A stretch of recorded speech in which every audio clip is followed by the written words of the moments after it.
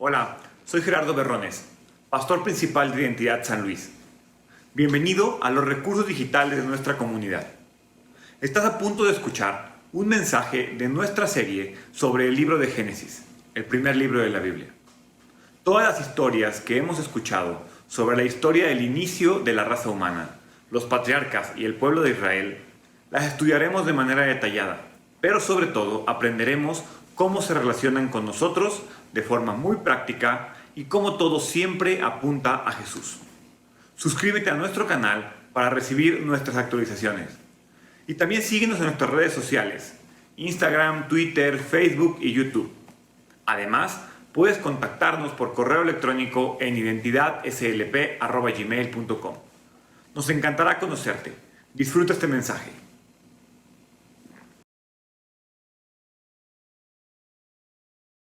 Que abran su Biblia en Hebreos capítulo 12, 11. ¿Sí? Hebreos, quienes no se acuerden, es el versículo del año 5 de identidad. Estamos hablando de disciplina. Y constantemente vemos cómo a lo largo de la historia de Génesis se ve la mano poderosa de Dios disciplinando al pueblo de Israel, a Abraham. Ya vimos con Abraham, lo vimos con Isaac, lo hemos visto con Jacob, lo estamos viendo con los hermanos de José, con el mismo José. Quiero que recordemos este versículo antes de comenzar. Hebreos 12:11 dice: ninguna disciplina resulta agradable a la hora de recibirla.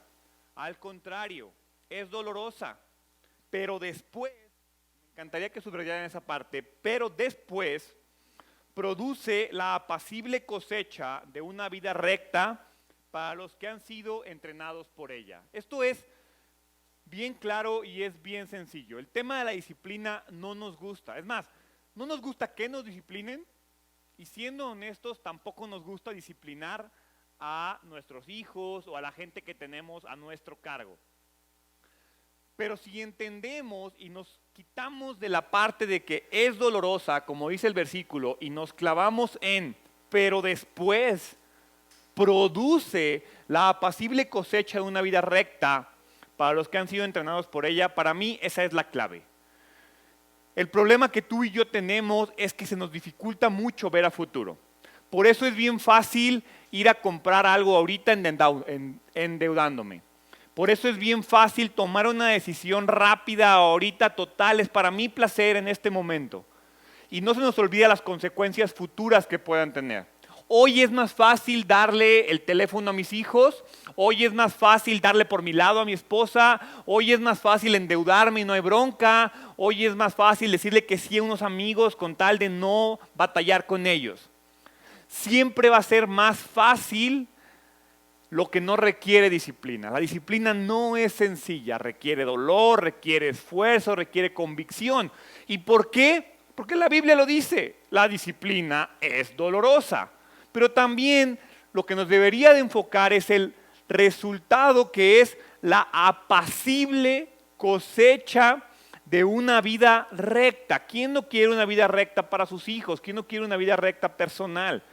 ¿De qué depende de qué tan disciplinado seas o no?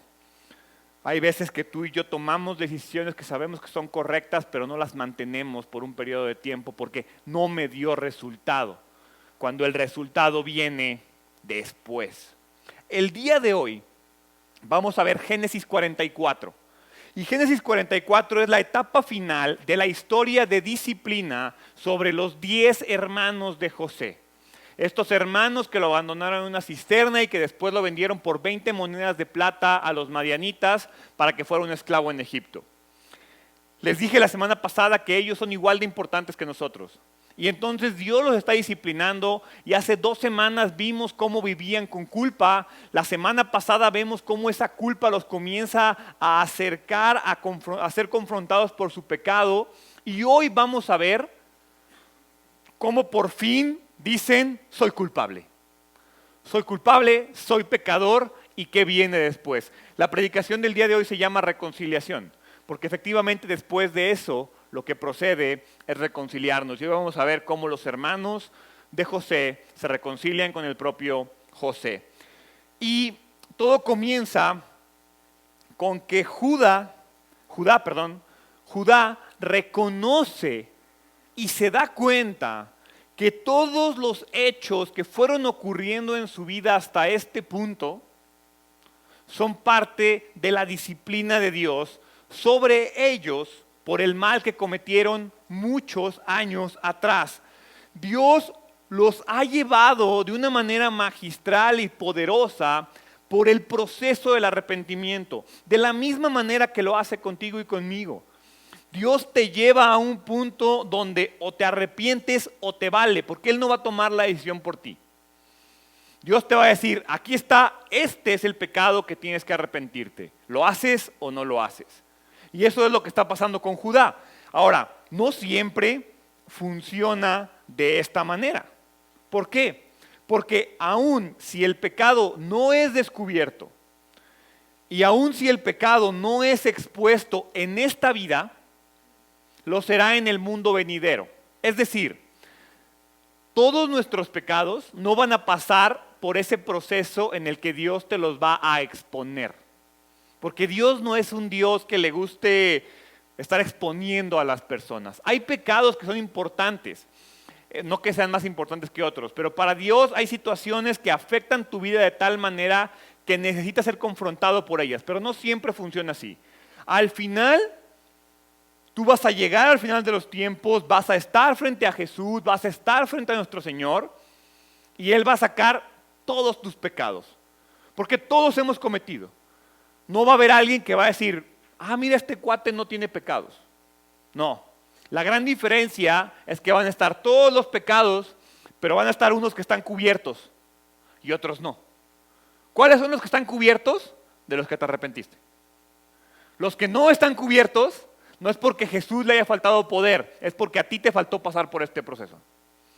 Entonces, todos vamos a tener que comparecer ante el gran trono blanco de nuestro Señor. Y quiero que te preguntes, ¿qué pasaría si mañana tuvieras que hacerlo? ¿Qué pasaría si el día de mañana termina tu vida? Porque todos estamos terriblemente conflictuados por la violencia que existe en nuestro país. Todos, ¿sí?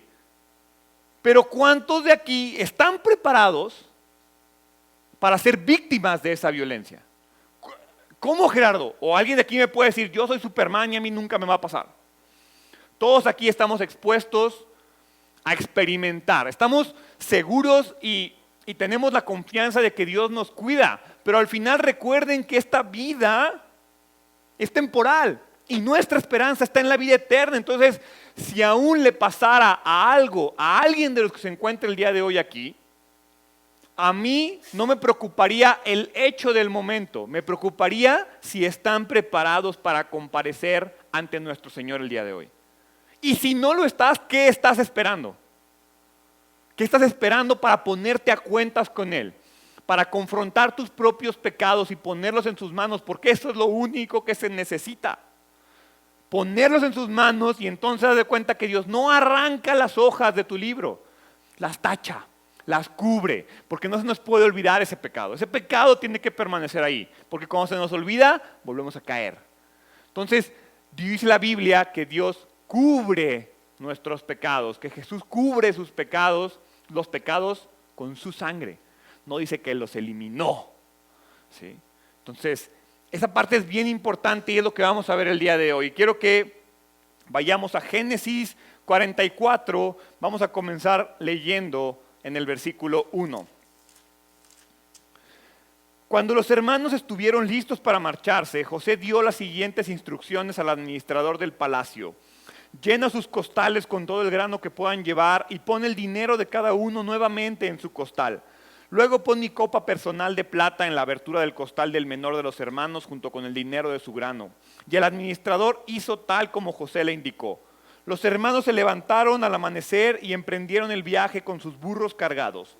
Cuando habían recorrido solo una corta distancia y apenas habían llegado a las afueras de la ciudad, José le dijo al administrador del palacio, sal tras ellos y deténlos. Y cuando los alcances, pregúntales, ¿por qué han pagado mi bondad con semejante malicia? ¿Por qué han robado la copa de plata de mi amo, la que usa para predecir el futuro? ¿Qué maldad tan grande han cometido? Cuando el administrador del palacio alcanzó a los hombres, les habló tal como José le había indicado. ¿De qué habla usted?, respondieron los hermanos. Nosotros somos sus siervos y nunca haríamos semejante cosa.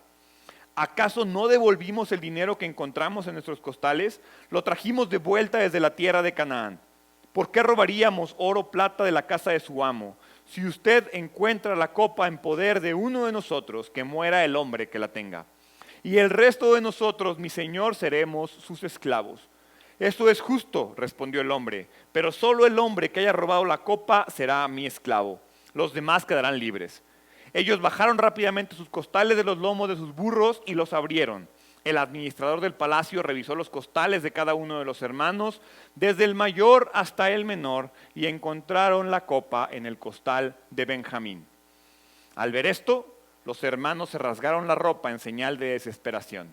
Luego volvieron a cargar sus burros y regresaron a la ciudad. Entonces, vemos a José desarrollar un plan. José no les está jugando algo, no está jugando con ellos. José no está haciendo mala onda. José lo que está haciendo es sacar ese pecado, esa culpa que ellos tienen y desarrolla un plan con el objetivo de que ellos reconozcan su maldad. Durante estas últimas semanas he hecho analogías acerca de cómo José trata a sus hermanos muy similar a la manera en la que Jesús nos trata a ti y a mí. Jesús va a desarrollar planes en nuestras vidas con el objetivo de que tú y yo reconozcamos el pecado. No porque Jesús lo necesite. José no necesitaba que ellos reconocieran el pecado. O sea, José ya lo sabe. José sufrió las consecuencias del pecado de sus hermanos. Los que tienen que salir adelante, los que tienen que mejorar el carácter son los hermanos, de la misma manera que tú y yo lo tenemos que hacer. Entonces, la estrategia de José tiene éxito. ¿Por qué tiene éxito? Porque José lo que está viendo es si el corazón de sus hermanos sigue siendo el mismo de cuando lo abandonaron a él. El mayordomo dijo: no me voy a llevar a todos, solo me voy a llevar al culpable. José sabía perfectamente quién era el culpable. Benjamín, él puso la copa ahí. ¿Qué es lo que esperaba José que ocurriera? Una de dos cosas: que los hermanos dijeran, ni modo Benjamín, aquí te quedas, vámonos. O que los hermanos reaccionen como reaccionaron y dice que se rasgaron la ropa en señal de desesperación y regresaron a la ciudad. Cuando los hermanos se alejan de José, José los confronta con el problema y los hace volver, pero no los trae a la fuerza, no los lleva como esclavos. Ellos tienen que decir, tenemos que volver allá, allá está la solución del problema. Y entonces ellos deciden regresar. Y si bien pudieron abandonar a su hermano Benjamín, en esta ocasión, no por 20 monedas de plata, en esta ocasión van sabiendo que les puede costar su libertad. Y ese tema de la libertad es nuestro problema. Muchos de nosotros no decidimos someternos a Dios porque creemos que al hacerlo perdemos libertad. Ya no voy a poder hacer lo que quiero. Ya no voy a poder hacer lo que me gusta. Dios me limita. Y tenemos esa mentalidad en nuestra mente. Sin embargo, vemos cómo su respuesta nos hace ver la disciplina está funcionando. Los hermanos han cambiado. Los hermanos se están comportando de una manera diferente. No, ni siquiera reclamaron. Ni siquiera voltearon con el mayordomo de, ¡hey, esto es un error! Es más, ni siquiera le dijeron a Benjamín, Benjamín, ¿cómo hiciste eso? ¿Por qué te robaste la copa? Mira la desgracia en la que nos has metido. No, simplemente dijeron, vamos allá. Allá se solucionan los problemas, allá está la situación necesaria. José es la persona indicada para solucionar este tema. Entonces, en el versículo 14 dice, José todavía estaba en su palacio cuando Judá y sus hermanos llegaron. Entonces se postraron en el suelo delante de él. No llegaron reclamando a decir, nosotros no fuimos, Dios mío. No, llegaron y se postran ante José. Y entonces, versículo 15, ¿qué han hecho ustedes? José sabe perfectamente lo que hicieron, de la misma manera que Jesús sabe. Llegas con Jesús y Jesús te dice, a ver, ¿qué hiciste? Ya sabe lo que hiciste, pero quiere que tú lo reconozcas. ¿Qué han hecho ustedes?, reclama José. ¿No saben que un hombre como yo puede predecir el futuro? Oh, mi señor, contestó Judá, ¿qué podemos responderle? ¿Cómo podemos explicar esto? ¿Cómo podemos probar nuestra inocencia? Dios nos está castigando por nuestros pecados. Judá dice, yo sé por qué estoy aquí. Y no estoy aquí por esa copa, estoy aquí por lo que hice hace tantos años. Mi señor, todos hemos regresado para ser sus esclavos. Todos nosotros, y no solo nuestro hermano que tenía la copa en su costal. No, dijo José, yo jamás haría algo así. Solo el hombre que robó la copa será mi esclavo. Los demás pueden volver a la casa de su padre. Entonces los hermanos vuelven a la casa de José. Y si vemos cómo Judá ya tiene el liderazgo del grupo. Ya lo que les expliqué la semana pasada de que los hermanos mayores a Judá se ve que su carácter no es el necesario, pero Judá sí tiene el carácter. Y entonces Judá es el que toma el mando, es el que se pone a negociar con José, es el que dice, yo sé lo que está pasando aquí. Los hermanos vuelven y se vuelven a postrar ante José. ¿Qué significa esto? ¿Y por qué la Biblia habla de que debemos postrarnos ante Jesús? El reconocimiento de que estos 11 hombres lleguen y se postren ante José es una manera de decirle, no sé qué hacer. Soy incapaz. Me humillo ante ti. No tengo las herramientas, José, tú sabes hacer mejor las cosas, es tu decisión. Y entonces le ponen la pelota en la cancha de José, de la manera en la que tú y yo tenemos que hacerlo con Jesús. Llegamos con Jesús y le decimos, no sé qué hacer. No sé qué hacer con mis hijos, no sé qué hacer con mi esposo, no sé qué hacer con mi trabajo, no sé qué hacer con mi dinero, no sé qué hacer con mis deudas, no sé qué hacer con mi pecado, no sé qué hacer con mis ganas de tomar, con mis ganas de ver mujeres, con mis ganas de ver hombres. Con todas esas cosas llegas y le dices, te postras, José, o Jesús, aquí está. No tengo idea. No sé cómo llegó esa copa ahí, no sé por qué me gusta hacer las cosas. Nos postramos ante Él. Ese tema de postrarse es la misma actitud que tú y yo tenemos que tomar ante Jesús. Porque, contrario a lo que muchas veces creemos, no hay nada que tú y yo podamos hacer para salvarnos. Nada que tú y yo podamos hacer para salvarnos, salvo postrarnos ante Jesús y reconocer nuestra propia incapacidad. La salvación viene de Dios. La salvación no la produces tú, no la produzco yo. La salvación se produce cuando llegas con Dios y le dices, no puedo más, no sé qué hacer con mi vida, Dios. No tengo poder sobre mi pecado, pero sé que tú vences el pecado. Eso es lo que está pasando aquí. Entonces, ellos aún no confiesan lo ocurrido. Si ven cómo no han reconocido aún el pecado, pero saben que están siendo disciplinados con Dios y por Dios y están aceptando la disciplina, porque no le dicen nada a José. Sus palabras textuales son: Dios nos está castigando por nuestros pecados. No nos están castigando por la copa que está ahí. No importa lo que te trajo a Jesús. Eso no es lo importante. Lo importante es lo que tú traes dentro, que tienes que sacar y entregártelo a Jesús, porque la copa la puso Jesús. Ese pecadito, situación o problema que te trajo a Jesús no es lo importante. Lo importante es lo que tú traes dentro, que le tienes que entregar a Él. Entonces, ellos se muestran unidos. Ven cómo ya Ahí van los 11 y ya nadie repela y ya nadie dice. Cuando pasó lo de José, unos decían déjalo ahí, otros no, ¿cómo crees? Unos mátalo, otros no, mejor no. No había unidad. Aquí ya vemos una unidad. Parece que ya no hay envidias. Nadie recrimina a Benjamín. Incluso no se incriminan el uno al otro. Dicen, pues ya estamos aquí todos parejos y no nos vamos a ir de aquí si no vamos todos los que llegamos.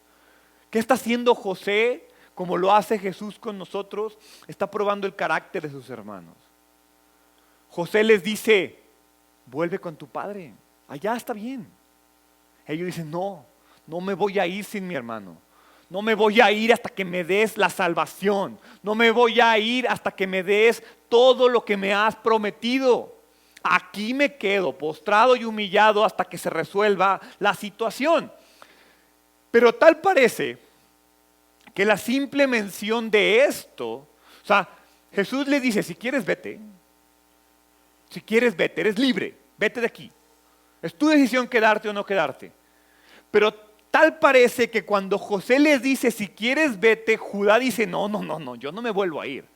Yo no me vuelvo a ir de aquí sin mi hermano, sin mi perdón, sin mi libertad total. Pareciera que Judá hasta se ofende por lo que dice. Versículo 18.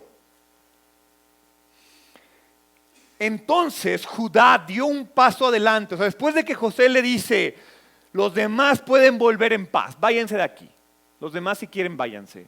Judá da un paso adelante y dice, por favor mi señor, permita que su siervo le hable tan solo unas palabras. Ve la actitud. Le ruego que no se enoje conmigo a pesar de ser usted tan poderoso como el faraón mismo. ¿Sabes? Yo sé que estoy mal, Jesús. No te enojes conmigo, a pesar de que sé que tú, Jesús, eres Dios y tienes el mismo poder que Dios. Yo sé que tú eres diferente. Y ese atributo que tú me das de poderme acercar a ti para llegar al faraón. Porque al final José no los libera con su autoridad, los libera con la autoridad que le da el faraón. De la misma manera que Jesús nos libera con su autoridad, nos libera con la autoridad que Dios le dio. Versículo 19, mi Señor anteriormente nos preguntó a nosotros sus siervos, ¿tienen un padre o un hermano? Y nosotros respondimos, sí, mi Señor, tenemos un padre que ya es anciano y su hijo menor le nació en la vejez.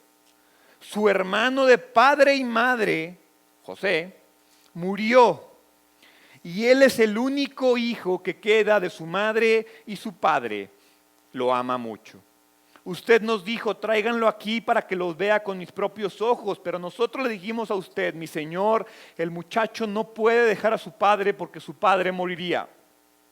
Pero usted nos dijo, a menos que su hermano menor venga con ustedes, nunca más volverán a ver mi rostro. Es decir, mira, a menos que tú vengas de la manera en la que yo te pido que vengas, pues no importa cuántas veces vengas, no vas a ver mi rostro. Es Jesús. No vengas como tú quieres venir, ven como yo te pido que vengas.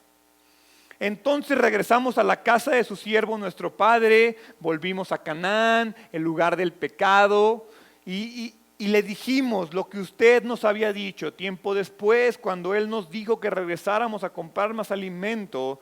¿Por qué? Porque en el pecado, en la tierra de diversión, no encontramos lo que necesitamos. Volvemos con quien sabemos que lo necesitamos. Ahora, esto está hablándole a los creyentes. Al final de cuentas, la tribu de Israel es una tribu de creyentes. Si no eres creyente, puedes decir, ay, yo me la paso bien padre en el pecado. Pero si eres creyente, sabes que lo que necesitas, en este caso alimento, está en Egipto, está donde está José. Le respondimos, no podemos ir a menos que permitas que nuestro hermano menor nos acompañe. Nunca llegaremos a ver el rostro del hombre a menos que nuestro hermano menor esté con nosotros. Entonces Judá comienza a mediar con José. No hay problema. Uno puede llegar con Jesús y decirle, a ver Jesús, ¿qué onda? ¿Qué tengo que hacer? ¿Cómo le hacemos? Quiero estar aquí, quiero que me des alimento. Vengo como me dijiste, pero tengo inseguridades, tengo culpas, tengo miedos. Y entonces incluso Judá le juega al abogado defensor de Benjamín. Con Benjamín no te metas, Benjamín es de mi papá y no, él no te lo voy a dejar. Y quiero que analicemos a detalle las palabras y la actitud de Judá. Porque definitivamente este hombre no es el mismo hombre que dejó a José en la cisterna. No es el mismo hombre que vendió a José a los madianitas. Su carácter ha sido cambiado. La disciplina de Dios ha hecho su trabajo. Ya vemos a un hombre diferente, un hombre que no tiene miedo de plantarse ante el que tiene la autoridad de la nación más poderosa y de hablar con él. A ti y a mí a veces nos da miedo hablar con Jesús. Pero el carácter de Judá es diferente.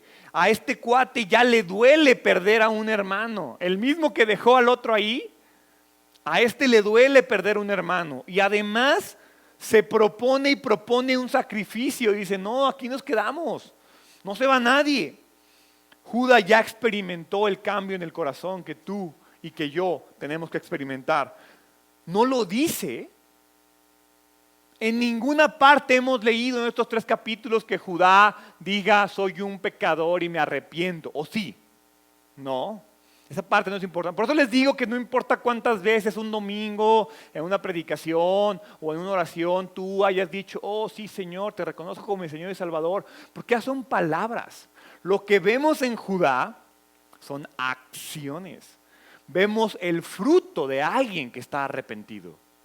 Vemos la vida de alguien que ya sabe que hizo algo mal y acepta lo que venga. Porque al final de cuentas, nadie está verdaderamente arrepentido a menos que sus acciones así lo demuestren. Si tus acciones no demuestran arrepentimiento, no estás arrepentido. Si no estás intentando pelear contra tu pecado, no estás arrepentido. No me vengas a decir que ya eres un hombre diferente y te sigues endeudando, sigues saliendo con los cuates de borracho, sigues siendo un chismoso, sigues lo que quieras y gustes. Muchas veces las personas dicen, ya Dios, ayúdame con el pecado, pero ahí sigues. Eso no es arrepentimiento. Ahora, las acciones de arrepentimiento, porque puede ser que tu pecado sea el típico ese pecado escondido que la gente no ve. Es algo tuyo, personal. Esa crítica que haces a las personas que crees que porque no sale de tu boca no es pecado. La Biblia dice que el que desea a una mujer comete adulterio. ¿Cuántos adúlteros hay aquí? Y de eso no pedimos perdón porque no le hice nada. No, es que pues, pasó enfrente de mí, Dios. O sea, todo eso hay que ponerlo enfrente de Dios y nuestras acciones tienen que denotarlo, no a la gente, no es por mostrarle algo a las parejas, es por mostrarle algo a Dios. Dios tiene que ver que en ti hay algo diferente, que estás cambiando las cosas. Entonces, ¿quieres saber si realmente estás arrepentido? Quiero que pienses en tu pecado favorito. Piensa en ese pecado que te gusta tanto. Esa cosa que no puedes dejar de hacer. Y si al hacerlo sientes remordimiento, vas por el buen camino. O sea, si en verdad dices, híjole, es que cómo me gusta, pero sé que no debo, vas por el buen camino. Pero, ¿quieres saber si estás arrepentido? Cuando pienses en ese pecado y dejes de sentir remordimiento y lo que sientes sea tristeza y lo que sientas sea, hijos, he decepcionado a Dios. Ahí estás avanzando el arrepentimiento. Porque el remordimiento por el pecado, la mayoría lo tenemos. Ay, sí, pues sé que está mal, pero así soy. No puedo con ese pecado. Remordimiento es muy sencillo sentirlo. Tristeza real, de que nos aleja de Dios nuestro pecado, no todos. Y esa es la diferencia entre arrepentimiento y remordimiento. Porque el que en verdad está arrepentido se siente triste por sus pecados, porque está decepcionando a Dios. Y si te sientes triste por decepcionar a Dios, pues buscas la manera de ya no hacerlo sentir triste. Versículo 27.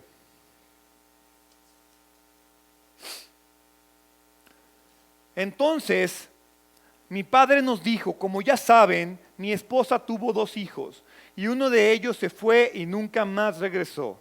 Sin duda fue despedazado por algún animal salvaje y no he vuelto a verlo. Si ahora alejan de mí a su hermano y él sufre algún daño, ustedes mandarán a la tumba a este hombre entristecido y canoso. Y ahora, mi señor, no puedo regresar a la casa de mi padre sin el muchacho. La vida de nuestro padre está ligada a la vida del muchacho.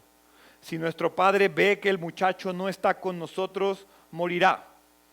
Nosotros, sus siervos, ciertamente seremos responsables de haber enviado a la tumba a ese hombre entristecido y canoso. Entonces, Judá ya no está escondiendo nada. Judá está diciendo todo. Ya vemos el cambio real en su corazón. Judá ama a Benjamín. Y al final, piensa quién es Benjamín en la vida de Jacob. O sea, Jacob es el segundo y último hijo de la esposa que amó. Porque tuvo otras 3 esposas que pues eran parte del paquete que le tocó vivir o que decidió vivir. Pero la esposa que en verdad amaba tuvo 2 hijos, José y Benjamín. Entonces Benjamín es la única persona que le queda, porque aparte su esposa ya murió, que le queda como recuerda. Aparte Benjamín es el único que nació en la tierra prometida. Los otros 11 nacieron lejos, en Padan Aram. Benjamín es el hijo de la promesa, es el hijo que Dios me iba a dar en la tierra prometida donde Él me mandó llamar. Y entonces, ante esa situación y el amor que muestra Jacob, Judá dice, esta es mi bronca y no le voy a hacer daño a mi padre. No le voy a volver a hacer daño a mi padre porque yo sé que yo le hice algo al otro hijo.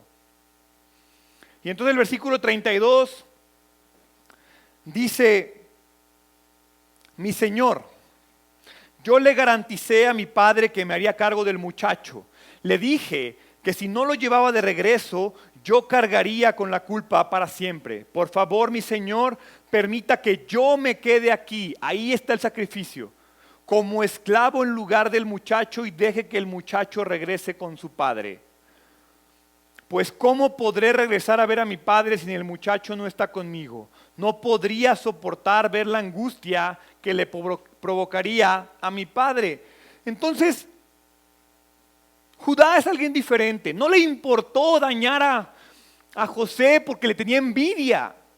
Aquí vemos cómo él sabe que Benjamín es el más amado y a pesar de que sabe que es el más amado, él dice, no vuelva a dejar a alguien atrás. No voy a volver a cometer el mismo pecado que cometí. Ya no puedo hacer nada por José, lo abandoné, lo vendí. El pecado pasado ya, pero aquí en este momento tengo la oportunidad de volver a pecar o no hacerlo. Decido no hacerlo. Decido perder mi libertad antes de cometer el error que cometí. Y eso es lo que hace Jesús en tu vida. ¿Por qué crees que cuando te entregas a Él, de repente te salen tantas posibilidades de pecar? Es que Dios es bien sangrón. No, es que Dios te está diciendo, quiero verte tomar la decisión y ver si en verdad ya dejaste ese deseo de pecar atrás. Porque qué fácil sería que Dios, te entrego mi vida, eres mi Señor, eres mi Salvador, y entonces Dios elimina las tentaciones. Pues, eso no hace nada. Es como dice la Biblia que el que ama a su amigo es bien fácil, pero el que ama a su enemigo, ahí está lo complicado. Entonces Dios te dice, pues dejar el pecado cuando no hay tentación, pues todo mundo.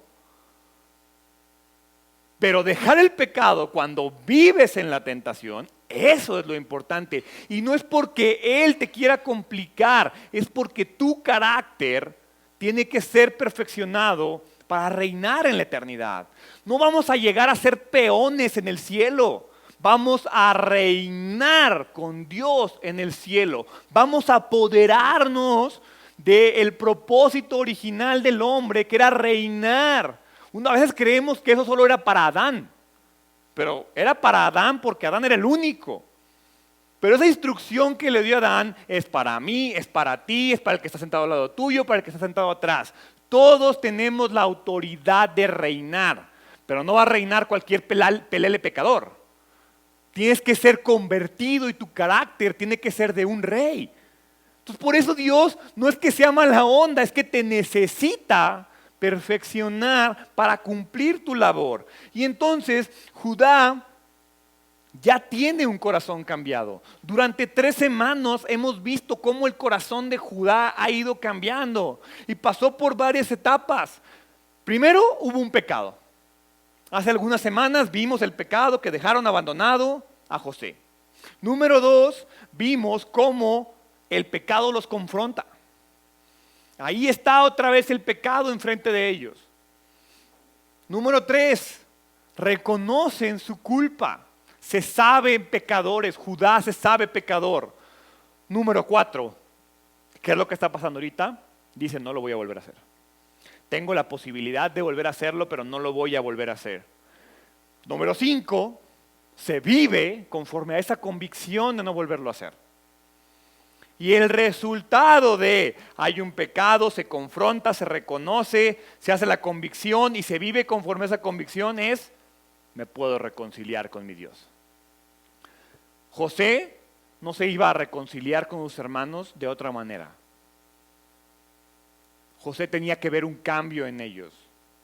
O sea, imagínate, eran 11. Imagínate que José se rebelara ahí, capaz de que lo agarran y lo matan. O le hacen algo. Y no porque José tuviera miedo, pero José quiere salvar a su familia y traerlo a su presencia. Los va a sacar de Canaán, la tierra del pecado, de la misma manera que nos va a sacar a nosotros de este mundo pecador y nos va a llevar a su presencia. Pero no lo va a hacer a menos que le mostremos que estamos preparados para vivir ahí. De nada sirven estos pasos si tú y yo nos quedamos en alguno de ellos. Te puedes quedar en el pecado, te puedes quedar siendo confrontado por él, te puedes quedar diciendo, no, pues sí soy pecador, te puedes quedar, no, ya no lo voy a volver a hacer y seguir haciéndolo, o te puedes quedar en el intento vivir, pero como que no le echo ganas. No sé en cuál etapa estás tú, te garantizo que estás en alguna de ellas. O estás en el pecado, o estás siendo confrontado por él, o estás peleando con él. Pero el objetivo es que llegues a ese punto en el que dices, hago la convicción. ¿Y a qué me refiero cuando digo, ya no lo voy a hacer? Pues yo, en lo que esté en mis manos, me quito de esas situaciones. Si mis amigos del trabajo me hacen pecar, pues no me junto con mis amigos del trabajo. ¿Sí? Si mi celular me hace pecar, pues le apago el internet y lo aviento cuando llegue a la casa. Si lo que sea te hace pecar, lo que esté en tus manos, quítalo. Dice la Biblia que mejor que llegues tuerto y cojo, pero que llegues. Pues mejor que llegues sin celular al cielo, ¿no crees? Todavía más padre. Hasta al final va a haber una reconciliación entre José y sus hermanos. De la misma manera que va a haber una reconciliación entre tú y Jesús. Pero ¿cuándo? Cuando haya perdón de los pecados. ¿Cuándo? Cuando el Espíritu Santo obra en tu vida y se dé ese proceso de cierre, de reconciliación. Los hermanos, ve lo que van a recibir los hermanos en el momento en el que ellos acepten su culpa. Van a recibir la protección de la nación más poderosa. ¿Te suena familiar? Van a recibir el privilegio de permanecer con José. Los hermanos y toda su familia van a tener el sustento y la fortaleza que habían perdido viviendo en Canaán. En Canaán no tenían ni para comer. Al final, tú y yo queremos el beneficio físico. el dinero, la prosperidad, el resultado, hijos buenos, esposos buenos, trabajos buenos. Nos encantan los beneficios físicos y palpables. Pero se nos olvida que los beneficios físicos, lo que van a recibir los hermanos de José, son el resultado y son el reflejo de beneficios espirituales que proceden de que estés bien con Dios. Y tú y yo lo queremos ver al revés. Dios, dame para reconciliarme contigo. Dame para reconciliarme. O sea, fíjate cómo José, de la misma manera que Jesús, no es mala onda, ¿eh? Jesús les dice, bueno, ten poquito grano, José. Tenga poquito grano, tenga su dinero y váyase a su pecado, órale. Cuando tiene necesidad, ahí vas de regreso. Y otra vez, tenga su grano, tenga su pecado y váyase de regreso. Y ahí vas, y ahí estás, ida y vuelta a Egipto. Ida y vuelta a tu pecado. Ida y vuelta a Jesús. Cuando tú dices, ya estuvo bueno, ya no quiero estar dando vueltas. Soy un pecador y vengo a decirte que ya no quiero serlo. Entonces Jesús dice, ay, vaya, vente. Todavía quedaban 5 años de hambre, apenas iban 2 de los 7 que iban a hacer. Y entonces dice Jesús, bienvenido. Pásale, te voy a proteger, la nación más poderosa te va a proteger. Tienes acceso a todo lo que yo tengo, esto es mío, te lo doy. Pero ven, eso es lo que pasa aquí. Y tú y yo le decimos, no Dios, dame. Y Dios te dice, no te voy a dar nada hasta que estés dispuesto. Te voy a dar migajas y te voy a dar algo. No porque sea mala onda, sino porque no te lo puedo dar si no estás aquí conmigo. ¿Por qué? Porque no eres el único que tiene hambre. Abre la puerta, asómate por la ventana y ve toda el hambre. Nadie tiene comida más que yo. Entonces, si tú no la quieres, ¿qué crees? Hay otros que sí quieren grano. Hay otros que sí quieren estar conmigo. En este caso es su familia, pero con Jesús todos somos su familia. La Biblia dice que todos somos hijos de Dios cuando creemos en Él. Entonces, no eres la única boca que Jesús tiene que alimentar. Si no quieres ser alimentado, Dios, pues le sigo, ¿eh? Hay muchos más que sí. Y no que sea mala onda, es que tú tienes que desearlo. Y entonces, al final, Génesis 45, vamos a comenzar a leer Génesis 45, se divide en 2 etapas. Hoy vamos a ver la primera. La primera es que relata esa escena donde José se revela a ellos. Porque vamos a ver cómo Jesús se revela en nuestras vidas. Y a veces tú y yo no podemos entender, ¿eh? A veces tú y yo no entendemos y definitivamente no siempre se cumple la voluntad de Dios. Soy bien cuidadoso con esto. ¿Cómo, Gerardo? ¿Me dices que la voluntad de Dios no se cumple siempre? Pues si te pones a pensar cuando Jesús nos enseñó a orar, ¿qué dice? Hágase su voluntad en la tierra como en el cielo. En el cielo se cumple la voluntad de Dios. En la tierra, ¿a poco todo lo que haces crees que es voluntad de Dios? No. La voluntad, vamos a llamarle macro de Dios, se va a cumplir. La la bendición específica para tu vida, la voluntad específica para tu vida, no siempre se cumple. Dios no es un Dios rencoroso que permite el mal, no, te permite tomar decisiones y tú y yo las tomamos mal. Pero la Biblia dice que a pesar del mal en este mundo, si yo amo a Dios, todas las cosas me ayudan a bien. Ahí está la diferencia y esa es la importancia de por qué no debo tener pánico en este mundo. Porque sabes algo, el mundo se va a acabar, el mundo está roto por el pecado. Y no hay nada que tú y yo podamos hacer. ¿Sabes qué es lo único que puedes hacer? Evitar que el pecado rompa tu vida. El día que todos tomemos esa decisión, el mundo va a cambiar. Pero ¿sabes cuándo todos vamos a tomar esa decisión? Nunca. Por eso va a llegar un punto en el que Dios va a decir, los que la tomaron, vénganse. Los que no, lo siento. Ahí está la gran diferencia. Entonces no es que Dios no cumpla su voluntad y no es que Dios permita el mal, es que Dios te deja tomar decisiones. Es lo mismo que pasa con nuestros hijos. A todos nos gustaría que dijeras, hijo, haz esto. Y el niño cuadrado, sí, señor, señor. No, no funciona así. Muy pocas veces funciona así. ¿Por qué quieres que tu hijo haga las cosas? ¿Porque lo obligas o porque decidió hacerlo? ¿Por qué creemos que Dios, nuestro Padre, es diferente? Dios pudiera tronar los dedos y hacer que todos nos cuadremos. Es más, Dios se pudiera aparecer en este momento y decir, ya estuvo bueno, creen en mí, aquí estoy, véanme. Pero entonces dejaríamos de creer por fe, creemos porque lo vimos. Y ese no es el punto. Dios lo que está haciendo es llevar a Israel, a la nación de Israel, a Egipto. Ellos ni siquiera saben por qué, ellos creen que van por comida. Ellos no saben que van a estar ahí 400 años. Y eso es muy importante porque muchas veces, los propósitos de Dios se proyectan a muchos años. Piensa en tu vida hace 20 años, 30 años. ¿Dónde estabas? Bueno, los que sean más jóvenes piensa en 10 años. Todas esas cosas que ocurrieron hace 10 años te tienen hoy aquí. Y las cosas que están pasando hoy en tu vida van a proyectarse a muchos. Tú a veces tú y yo queremos ver los propósitos de Dios hoy, cuando los propósitos de Dios muchas veces, como en este caso, van muchos años adelante de lo que tú y yo queremos. La mano de Dios es sabia y siempre va a guiar la vida de sus hijos.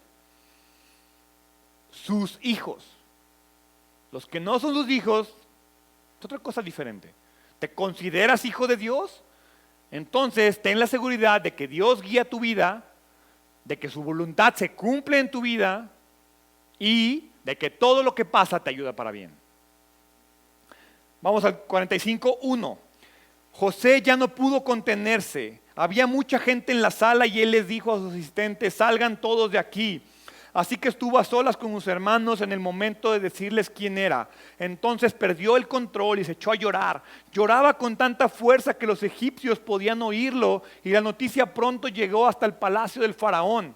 Soy José, dijo a sus hermanos, ¿vive mi padre todavía? Pero sus hermanos se quedaron mudos, estaban atónitos al darse cuenta de que tenían a José frente a ellos. Por favor, acérquense, les dijo. Entonces ellos se acercaron y él volvió a decirles, soy José, su hermano, a quien ustedes vendieron como esclavo en Egipto. Y este es uno de los grandes acontecimientos de Génesis. Es evidente que el discurso de Judá tuvo un efecto en José. Jesús se conmueve cuando ve el cambio en nuestro corazón y entonces nos va a decir, bienvenido, va a llorar de emoción y te va a decir, ven a mí, te estaba esperando.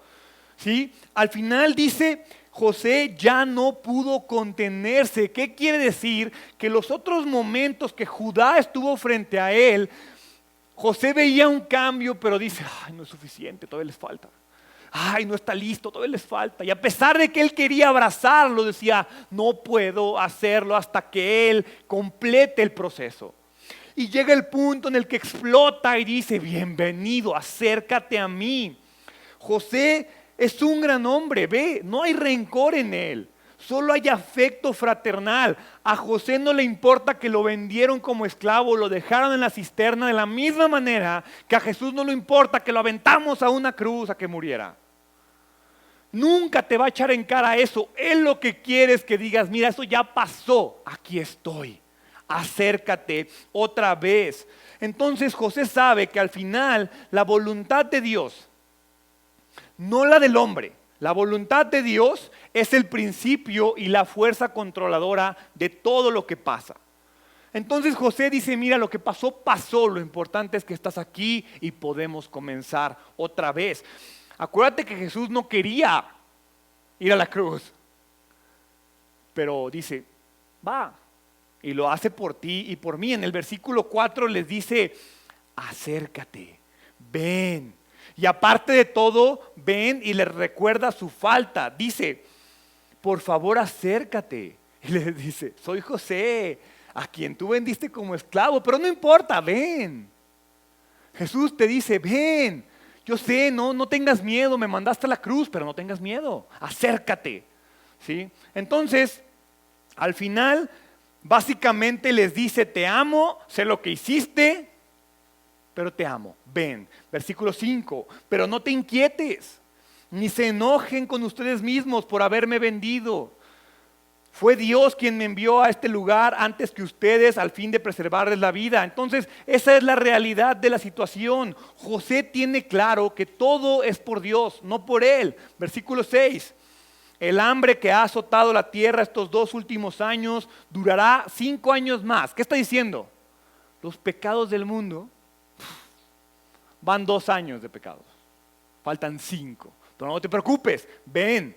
Ya no habrá siembra ni siega. Dios me hizo llegar antes que ustedes para salvarte la vida a ustedes y a sus familias, preservar la vida de muchos más. Por lo tanto, fue Dios quien me envió a este lugar y no ustedes. Tú no me mataste, Dios me mandó a morir. Y fue Él quien me hizo consejero del faraón, administrador de todo su palacio y gobernador de todo este equipo. Fue Dios el que me dio la autoridad. Entonces, hay 2 aspectos en este suceso, el humano y el divino. El humano lo conocemos, el divino lo olvidamos. Dios dijo, todo esto que parece que está pasando, no te preocupes, el divino es lo importante. Y entonces José, al igual que Jesús, sabe que todo lo que vivió es parte de un instrumento que Dios está usando para traer a su familia a Egipto. Versículo 9. Ahora apresúrense, regresen a donde está mi padre y díganle, tu hijo José dice, Dios me ha hecho señor de toda la tierra de Egipto, así que ven a verme de inmediato. O sea, dice, ve a tu casa y tráete los que encuentres. Tu hijo José, podrás vivir en la región de José, en donde estarás cerca de mí, junto con tus hijos y tus nietos, tus rebaños y tus manadas, y todas tus posesiones. Allí te cuidaré, porque aún quedan 5 años de hambre. Yo te voy a cuidar en el pecado, en la tormenta, en los asesinatos, en los secuestros, en el robo, en la corrupción. No importa, yo te voy a cuidar ahí. De lo contrario, tú, los de tu casa y todos tus animales morirán de hambre. Miren, agregó José, pueden comprobarlo con sus propios ojos y también puede hacerlo mi hermano Benjamín, que de veras yo soy José. Díganle a mi padre acerca de la posición de honor que tengo aquí en Egipto, descríbanle todo lo que han visto y después traigan a mi padre aquí lo más pronto posible. Entonces José dice, estos son los beneficios de venir, tráete los que puedas. Esto pasa cuando aceptas el cuidado providencial de Dios, te doy oportunidad de que permanezcas, porque te podría traer y cuidarte inmediatamente, pero no, vuelve a casa, trae a más, saca gente del pecado y que te sigan. Al final todo es parte de las promesas del pacto de Dios con nosotros. Lo más fácil, siempre lo he dicho, que le entregues su vida y ¡pum!, te mueres. Entonces, ¿quién va a hablar de él? ¿Quién va a traerse a los que se quedaron en Canaán? Tú y yo, tenemos que ir por ellos. Y entonces termina esta primera parte de Génesis 45 con el versículo 14 y 15. Llorando de alegría, José abrazó a Benjamín y Benjamín hizo lo mismo. Luego José besó a cada uno de sus hermanos y lloró sobre ellos y después comenzaron a hablar libremente con él. Y entonces quiero que imagines esta escena y quiero que cierres tus ojos y imagina esta escena. Llorando de alegría, Jesús te abrazó a ti y tú abrazaste a Jesús. Imagina esa escena. Llorando de alegría, Jesús te abraza y tú le abrazas. Y entonces Jesús te besa, llora sobre ti. Y después comienzas finalmente a hablar con Él. A veces creemos que relacionarnos con Dios es complicado. Y lo creemos porque no hemos pasado por este proceso. Es complicado relacionarte con Jesús cuando Jesús no ha visto que tu corazón ha cambiado. Porque cuando no lo ha visto, pues sí, te va a dar las migajas, pero te va a decir, vete, no puedes estar aquí todavía. Vete, todavía no estás preparado. Y vas a estar dando vueltas a tu pecado, Jesús, pecado, Jesús, pecado, Jesús. Pero cuando finalmente tu carácter y tu corazón cambia, cuando reconoces tu culpa, cuando reconoces tu pecado y te postras ante Él con el corazón cambiado, entonces Jesús te va a levantar y te va a decir, bienvenido a casa. Te va a abrazar, va a llorar, te va a besar y entonces vas a poder hablar libremente con Él. Ya no va a haber esa barrera que a veces sientes al orar. Ya no va a haber esa barrera que a veces sientes cuando está la alabanza y estás como que te sientes raro y no sabes qué hacer. Y entonces vas a sentir cómo tu Espíritu Santo te llena de una manera diferente y te abraza de una manera diferente. Porque así como lo vimos a lo largo de los últimos capítulos, Dios llevó a su pueblo escogido a Egipto y lo hizo porque son parte de su plan eterno. De la misma manera que Dios te está sacando de donde estás y te está llevando a su presencia porque eres parte de su plan eterno. Tú y yo, no importa qué tan importante o qué tan insignificante te sientas, eres importante para Dios. Cada persona que decide creer en Dios y que le entrega su vida, tiene que pasar por esto. Si no has pasado por esto, es porque hay algo que le tienes que entregar a Dios. Si no has experimentado esto, es porque el pecado te detiene. Es porque no estás listo. Pero como creyentes sabemos que aunque no estamos listos, vamos avanzando a Egipto. Vamos avanzando a Jesús. Vamos avanzando a la tierra prometida. Vamos avanzando a ese lugar donde Jesús nos puede mantener 400 años. Pero al final nos va a liberar y nos va a decir, ahora sí, ve. Ve a donde te necesito que estés. Ve a donde tienes que estar. Dios nos puso en este mundo de pecado, de la misma manera que puso a Jacob en Canaán, cuando Canaán estaba llena de pecado. Dios sabe que el mundo está corrompido por el pecado, de la misma manera que sabía que Canaán estaba corrompida por el pecado. Pero al final, Dios te quiere liberar del pecado de la misma manera que quería liberar a Israel de Canaán. Por lo tanto, y con eso termino, debemos comportarnos de la misma manera que lo hizo Judá. Debo de cambiar mi corazón, debo de reconocer mi pecado, debo de llegar y postrarme e hincarme ante Él y decirle, soy culpable, yo abandoné a mi hermano, soy culpable, yo soy un chismoso, soy culpable, soy un mujeriego, soy culpable, soy un adúltero, soy culpable, soy un alcohólico, soy culpable, soy un mentiroso, lo que quieras, pero póstrate ante Él y dile, aquí estoy, soy culpable. Y no me voy a ir de aquí, Padre. No voy a volver a mi pecado hasta que tú me des la bendición, hasta que tú me abraces. Entonces no se trata de lo que hace Jesús, se trata de lo que haces tú. ¿Te atreves? ¿Te atreves a postrarte frente a Él y a vivir de una manera diferente? Y que entonces ese versículo que leímos sea tu vida, que llorando de alegría Jesús te abrace, te bese, tú lo abraces igualmente. Y entonces por fin puedas tener una relación con Él. Padre, te doy gracias. Gracias, Padre, porque me amas tanto, que a pesar de mi necedad, que a pesar de mi ego, de mi vanidad, Padre, a pesar de que he ido y vuelto a Canaán muchas veces, Padre, hoy quiero que sea diferente. Hoy quiero postrarme frente a ti en verdad. Hoy quiero abrazarte, besarte. Quiero ver tus lágrimas de felicidad porque estoy frente a ti. porque me amas, porque me quieres llenar de alimento, porque sé que faltan 5 años de hambre. Pero sé que si los paso contigo, esa hambre no me va a afectar, Padre.